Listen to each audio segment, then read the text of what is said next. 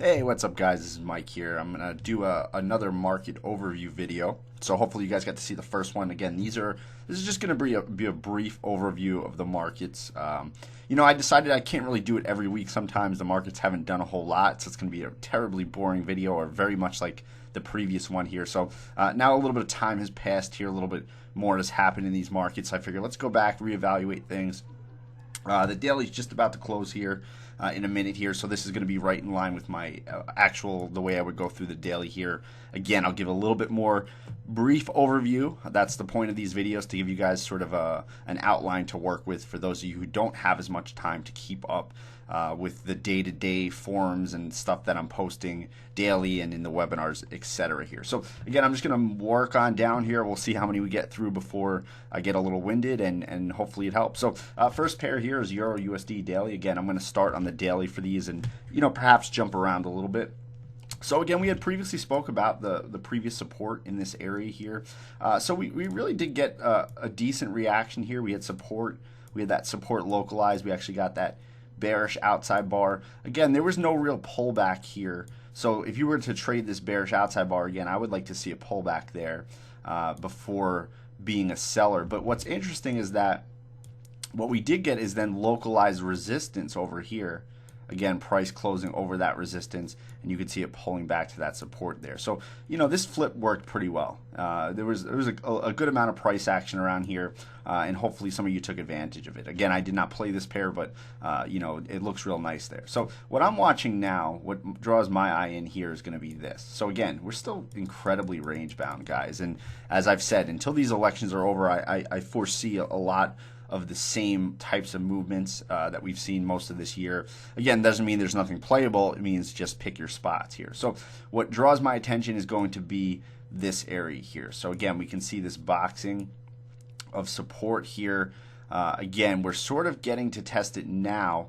What I would like to see, again, in terms of confluence, is somehow drive into this trend line here in relationship to this. So let's say, for example, this holds as temporary resistance. Maybe we retest it again here, confirm the trend line, again, localize the trend line while localizing this resistance area. Then again, breaks above and closes above are good for longs, and also possible failures back down lower here. So really, Euro is getting a little bit interesting here, and we haven't seen too much interesting stuff this whole year. Okay, Australian USD, again, has not a whole lot has changed here, right? We're really just wedged up here. Again, the most important points for me are really sort of this swing point here, and then just how we react towards this trend line. So, if we want to confirm this trend line and look for breakouts, the problem you just have to watch is that you're trading right into a major resistance point and an even more major resistance point above. So you just want to be aware of that if you're going to take longs into that area. And for shorts, again, you want to see that trend line get confirmed up, and if price can get outside of it, that works well too. But very, very sideways here. So this is a pair that I'm going to be extra cautious with, and would be most interested in what happens up at this swing point. Okay, next pair here, USD Yen. So again, we had spoken about the resistance of this area previously, at least in the webinars. I do forget if we spoke about that in the market overview. But again, not a whole lot's changed for me. The most important areas for me I'm going to maintain is going to be this flip here, support, support, resistance. Resistance, again, we got close to it, sort of dip back under this minor flip here. Again, I'm going to really, there's not a whole lot I can see, at least from the daily perspective, that I'm going to be doing on this pair unless we test here or we test down here. Maybe there's smaller stories, again, 4 hour, 1 hour, but that would be a little bit too much to put into every video. Euro Yen here, again, a lot of similarities as we spoke about last time on the Euro Yen pairs, excuse me, all the Yen pairs. So again, my focus would still be sort of this flip here, sort of this support here. Again, there's sort of a tighter range happening in here. Some of you might start to see if there's a trend line in here. I don't like that too sideways for me. So again, I'd like to see what happens here or happens a little bit lower down here.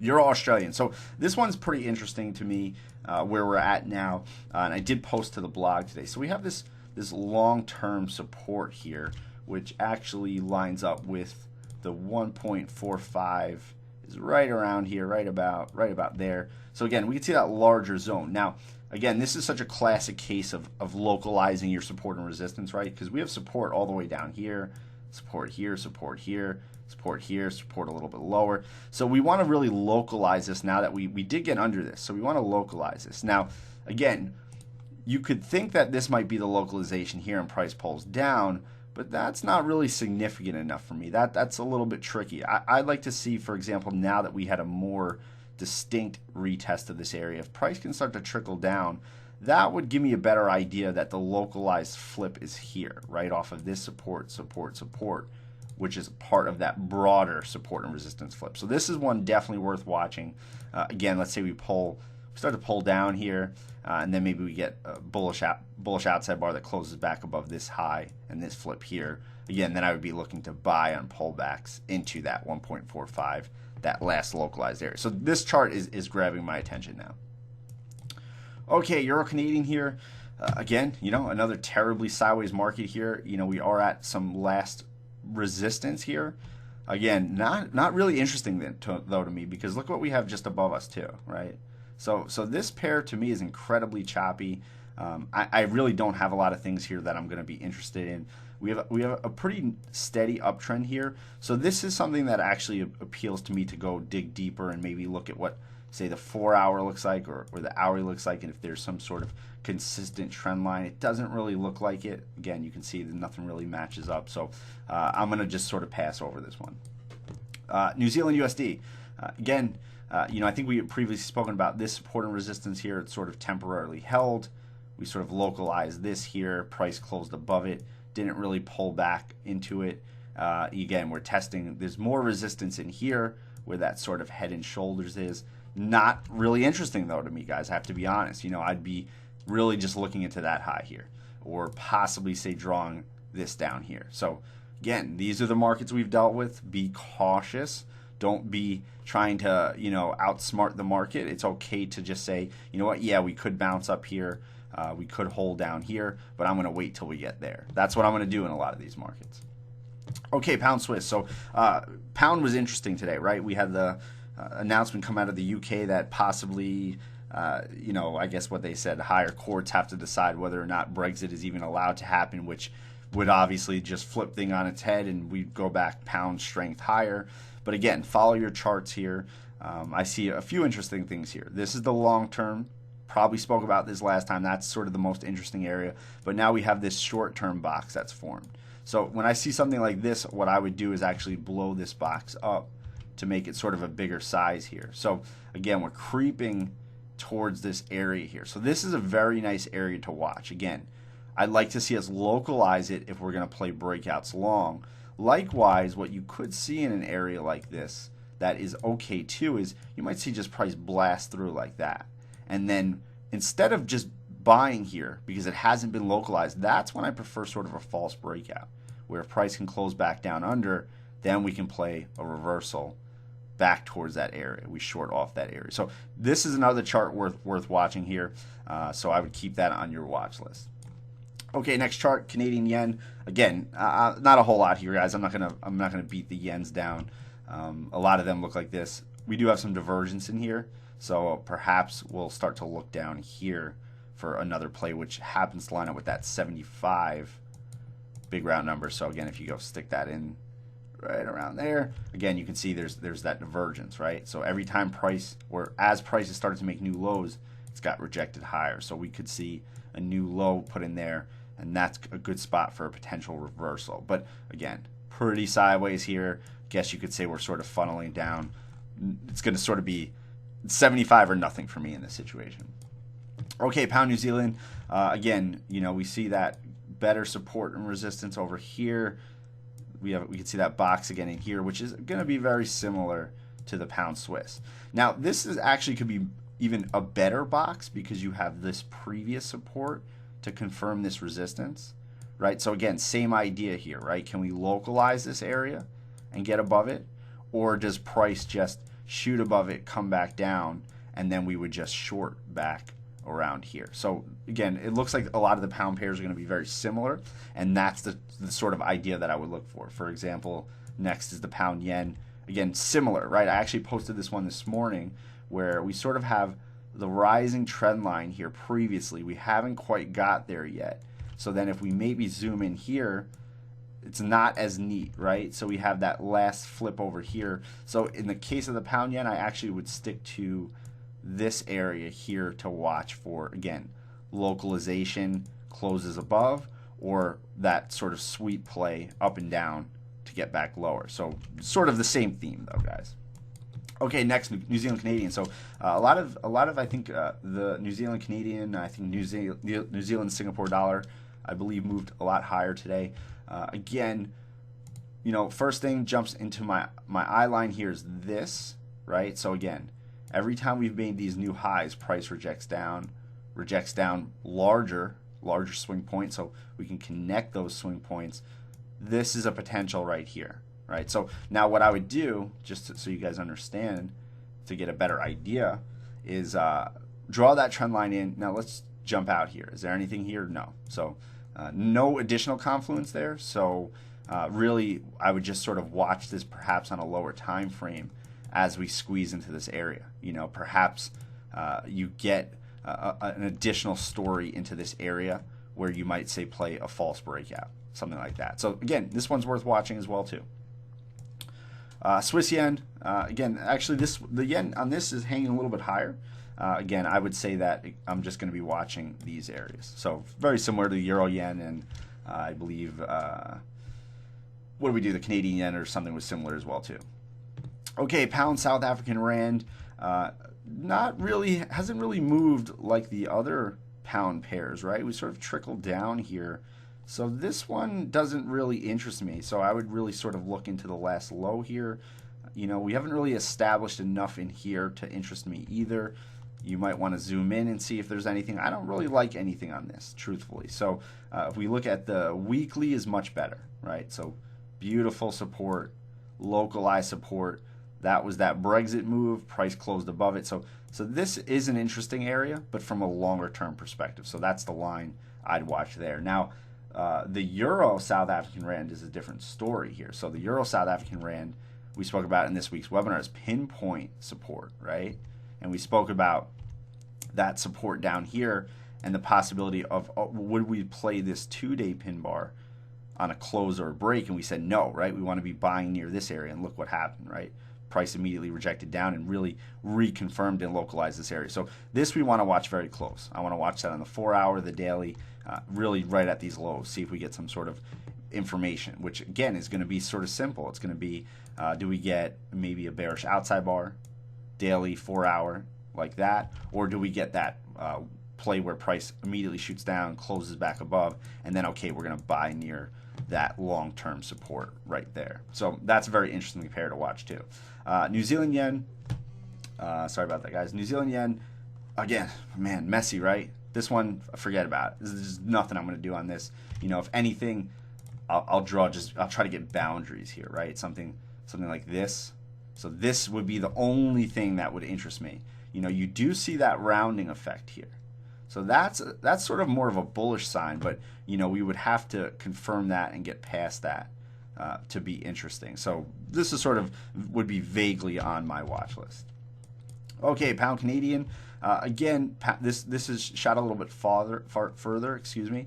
Again, you can see sort of staggered support here, and then price just collapses. So we really want to localize where this price pivot zone is. So I wouldn't be surprised to see us start to reverse in here too, just to establish the resistance point. So that's going to be the key to this, is establishing that resistance point. Perhaps eventually, maybe we'll see that run into something like this. You know, we might establish that, and this become something to watch too. But this needs a little bit more development here. There are better pound pairs to look at. Okay, Euro New Zealand here. Again, you know, price just stuck in a big old box, right? So we have these staggered supports. So this is a larger zone. So again, I wouldn't look to be trading near the top of that zone. I would look and be more interested how price reacts down here. And then, of course, the upper boundary. So not a super interesting chart, just very, very tightly wound up here. So again, focus on your tops and bottoms of your boxes to be most cautious. For example, let's say tomorrow, again, we have non-farm payroll, so I fully expect changes, but this is a good example where you might see this bearish outside bar close, but you know, too many people would try to sell this, and you're selling right into the last buying point. And then what? Price reverses. So, watch those boundaries, guys. Okay, a few more here. Again, won't get past everything here, but I'll do a few more. USD NOK, the Norwegian krona. So this is interesting. First of all, in the weekly here, because I didn't switch back, but this is pretty interesting in here. This looks like sort of a larger term. Let me draw that a little bit better. Sort of a larger term squeeze, right? So this is sort of divergence, right? Every time we make new lows, price moves higher. So I'd be looking for that or that, as well as confirmation resistance and breakouts here, right? So this is actually a pretty nice one from the weekly. We'll jump to the daily and look at that daily. Whew, mess, right? So that's a great opportunity is when something's too messy, zoom out a little bit. Give yourself a broader perspective. Okay, pound USD. Again, started to move higher today. Let's get back to the daily chart. Again, here's your stronger support and resistance area. We're right sort of near where the price closed on that Brexit move. Not very interesting though to me. Again, I would rather see us establish a more concrete box here and possibly expand it. So this is the more interesting area, and this is the more interesting area for me. All right, let's do two more here. Here's a pound Australian. Let's take a look at that. Again, very similar, right? Sort of support here, not the best zone, into possible resistance here, and again, you can sort of see actually price sort of rounding off here, which is kind of bullish too, but we got to deal with this now. So this one I would be more of an observer on. All right, last one here. Let's look at Australian. That's another yen pair. Let's do the next one, USD Canadian. So again, we tried to play a small short on this pin bar here, if you guys remember. So I took a really tiny touch trade of just 0.25% here because of this exhaustive close here and the disrespect of this trend line, right? We didn't localize it real nice again, or we didn't just close above it and close back below it. We sort of dilly-dallied around it is, I guess, the word to use. And it's sort of riding that trend line. Again, not super interesting anymore to use that trend line. So I would focus more on this flip. And again, this is what happens sometimes. If you go to a daily chart, some things will catch your eyes. So these lows catch my eye, right? Look at how they're just very sort of on top of each other. So what I would do is, again, sort of see what that looks like on a lower time frame. Again, ends up not being too interesting here. Very, very sideways market here. Perhaps closes under this area become interesting for shorts, or again, same idea. It becomes the play here with these boxes, but not terribly exciting, right? So hopefully non-farm payrolls shake us up a little bit. But overall, again, there's some things to watch here, some things that need a little bit more development, but hopefully this gives you guys a little bit of help planning out things that you might look for in the future. Again, we got through about, 25 pairs or so. If there's ever any pairs that you want me to really include routinely that I'm missing, I know there's a bunch we didn't go over. Here's Australia, New Zealand, for example. Again, just a big old box here, sort of, maybe a possible large head and shoulders over here we might watch, but here's your interesting area. But again, if I ever miss any pairs you guys want me to include, just shoot me an email. And again, hopefully this helps, and have a great end of the week, guys.